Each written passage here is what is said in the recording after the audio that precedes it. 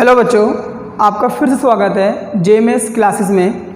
जैसा कि आपको मालूम होगा, हम लोगों ने हमारी प्रीवियस वीडियोस में हमारा साइंस का first chapter chemical reaction and equation start किया था।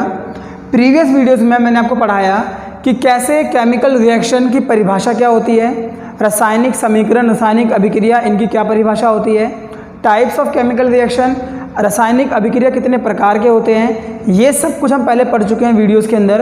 अगर आपने नहीं पढ़ा है तो मैं प्रीवियस वीडियोस का लिंक हमारे डिस्क्रिप्शन बॉक्स में दे दूंगा, आप वहाँ से जाकर वीडियोस को देखें और पहले उन वीडियोस को पढ़ें, उसके बाद फिर आप इस वीडियो को समझें।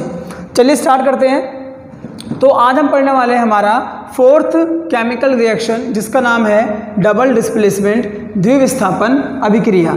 ये क्या होता है समझते हैं इसको।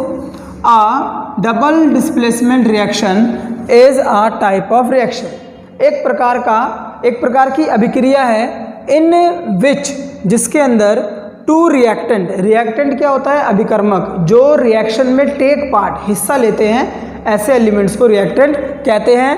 टू रिएक्टेंट्स एक्सचेंज आयन, अपने अपने आयन्स को अदला बदली करते हैं या आदान प्रदान करते हैं टू फॉर्म, बनाने के लिए, टू न्यू कंपाउंड्स, दो नए कंपाउंड्स को बनाने के लिए डबल, ऐसे रिएक्शंस को हम लोग डबल डिस्प्लेसमेंट या द्विविस्थापन अभिक्रिया कहते हैं। Double displacement reactions result in the formation, द्विविस्थापन अभिक्रिया का जो परिणाम स्वरूप एक नया फॉर्मेशन निर्माण होता है, अ प्रोडक्ट, एक नया उत्पाद बनता है, दैट इज़ अ प्रेसिपिटेट, और जो उत्पाद बनता है इस अभिक्रिया में उसे हम लोग अवक्षेप या प्रेसिपिटेट कहते हैं। इसको एक बार हिंदी में समझते हैं। द्विविस्थापन अभिक्रिया एक ऐसी अभिक्रिया है जिसमें दो अभिकर्मक आयनों का आदान प्रदान करके, आयन जो होते हैं, या आपने पढ़ा होगा पहले से, आयन जो है हमारे चार्ज पार्टिकल्स होते हैं, और चार्ज पार्टिकल दो प्रकार के होते हैं, पॉजिटिव और नेगेटिव। तो ये अपने आयन का आदान प्रदान करके दो नए यौगिकों का निर्माण करते हैं, और द्विविस्थापन अभिक्रिया में परिणाम स्वरूप, मतलब उसके अंत में एक अवक्षेप नाम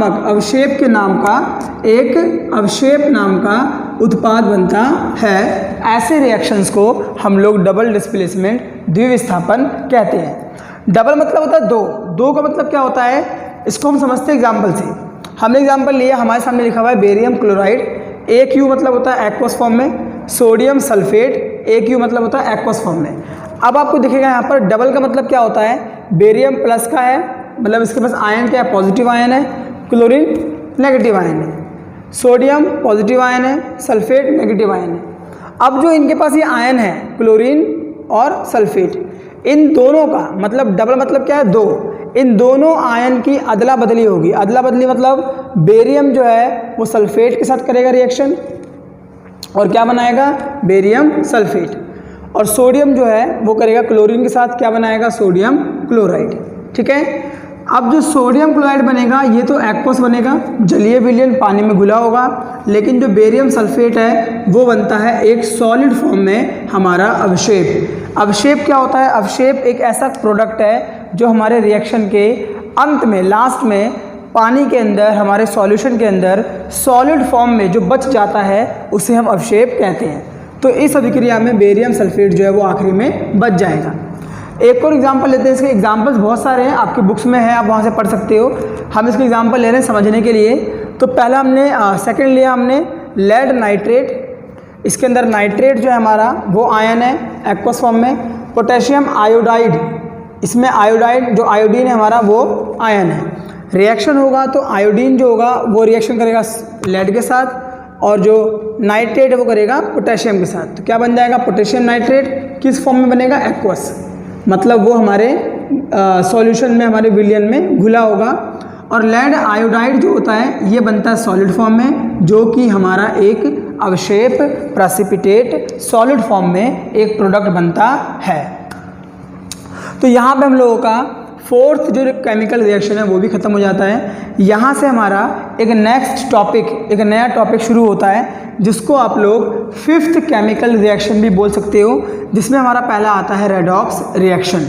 हिंदी में भी इसको हम रेडॉक्स बोलते हैं। अगर आप इसकी एक्चुअल हिंदी निकालोगे तो आपको इसमें अपचयन उपचयन अभिक्रिया, या फिर उपचयन अपचयन अभिक्रिया आप बोल सकते हो। इतना आप याद मत करो, आप सीधे याद कर लो रेडॉक्स रिएक्शन। अब ये क्या होता है इस पे ध्यान देते हैं। कह रहा है आ रिएक्शन इन विच, एक अभिक्रिया जिसमें वन रिएक्टेंट अभिकर्म, अभी बताया मैंने आपको ऊपर क्या होता है, अंडरगोज ऑक्सीडेशन। ऑक्सीडेशन मतलब नाम से समझ में आ रहा होगा ऑक्सीजन का जुड़ना। जब एक रिएक्टेंट में ऑक्सीडेशन होगा, ऑक्सीजन जुड़ेगा, वेयर एज जबकि द अदर गेट्स रिड्यूस्ड, और द जो रिएक्टेंट है वो रिड्यूस होगा। रिड्यूस मतलब होता है उसमें से ऑक्सीजन निकल जाएगा ड्यूरिंग द रिएक्शन, ड्यूरिंग मतलब होता है के दौरान, रिएक्शन के दौरान। इज टर्म्ड एज, टर्म मतलब माना जाता है, इस अभिक्रिया को मानते हैं रेडॉक्स रिएक्शन। हिंदी में पढ़ते हैं, जिस अभिक्रिया में एक अभिकर्मक उपचयित होता है, क्या होता है, उपचयित। उपचयित मतलब होता है ऑक्सीडाइज होता है, ऑक्सीजन जुड़ जाता है, जबकि दूसरा अभिकर्मक अपचयित होता है मतलब उसमें से ऑक्सीजन निकल जाता है, उसे रेडॉक्स अभिक्रिया कहते हैं। अभी हम क्या करते हैं, इसको थोड़ा डिटेल में समझते हैं। डिटेल में समझने के लिए हमारे पास दो चीज़ें हैं। पहला है उपचयन, जिसे हम इंग्लिश में बोलते हैं ऑक्सीडेशन। दूसरा है अपचयन, रिडक्शन। उपचयन क्या होता है, ऑक्सीडेशन क्या होता है, इसको समझते हैं। एडिशन ऑफ ऑक्सीजन या फिर रिमूवल ऑफ हाइड्रोजन, अगर इन दोनों में से कुछ भी होता है तो वो हमारा उपचयन या ऑक्सीडेशन रिएक्शन कहलाता है। मतलब अभिक्रिया में ऑक्सीजन का योग, ऑक्सीजन का जुड़ना या हाइड्रोजन का निकलना, दोनों में से कोई भी एक केस होता है तो वो हमारा उपचयन या ऑक्सीडेशन रिएक्शन कहलाता है। एग्जाम्पल देखते हैं, ऑक्सीजन का योग, तो यहाँ पे कार्बन है, इसकी विक्रिया किससे हो रही है, ऑक्सीजन से हो रही है। कार्बन ने ऑक्सीजन से रिएक्शन किया, बन गया कार्बन डाइऑक्साइड। अब यहाँ पर जो ऑक्सीजन है वो कार्बन के साथ जुड़ गया, जुड़ना मतलब होता है ऑक्सीजन का एडिशन, ऑक्सीजन का जुड़ना कहलाएगा कार्बन डाइऑक्साइड, ये बन गया हमारा ऑक्सीडेशन। रिमूवल ऑफ हाइड्रोजन, इसका एग्जांपल लेते हैं, ये लिखा हुआ है सोडियम मेटल होता है, HCl हाइड्रोक्लोरिक एसिड, ये एक एसिड है, अम्ल है। जब रिएक्शन करेगा तो सोडियम हाइड्रोजन को डिस्प्लेस कर देगा, हाइड्रोजन जो है निकल गया, सोडियम जुड़ गया। अब यहाँ पर HCl में से हाइड्रोजन का निकलना, हाइड्रोजन निकल के अलग हो गया, मतलब होता है रिमूवल ऑफ हाइड्रोजन, इसे हम बोलते हैं रिडक्शन, ऑक्सीडेशन। आगे बढ़ रहे हैं, नेक्स्ट हमारा आता है रिडक्शन। इसमें उल्टा होता है, इसमें क्या होता है कि एडिशन ऑफ हाइड्रोजन, यहाँ पर क्या था रिमूवल, लेकिन यहाँ पे क्या है एडिशन। हाइड्रोजन का योग होता है और रिमूवल ऑफ ऑक्सीजन, ऑक्सीजन निकलता है। यहाँ पे जस्ट क्या हो रहा है, ऊपर वाले का अपोजिट हो रहा है। इसको हम समझते हैं एग्जाम्पल से। कार्बन में आपने हाइड्रोजन जोड़ा, मतलब कार्बन की आपने रिएक्शन हाइड्रोजन के साथ करी तो बन गया CH4 मतलब मीथेन। अब यहाँ पे आपको दिख रहा है हाइड्रोजन जुड़ रहा है, मतलब एडिशन ऑफ हाइड्रोजन, तो ये बन जाएगा मीथेन, और ये एग्जाम्पल है हमारे रिडक्शन का। उसके बाद आपका आता है ऑक्सीजन का निकलना, तो यहाँ पे आपको दिख रहा है कॉपर ऑक्साइड CuO और मैग्नीशियम। मैग्नीशियम क्या करेगा, कॉपर को डिस्प्लेस कर देगा और बन जाएगा मैग्नीशियम ऑक्साइड। कॉपर क्या हो गया, अलग हो गया।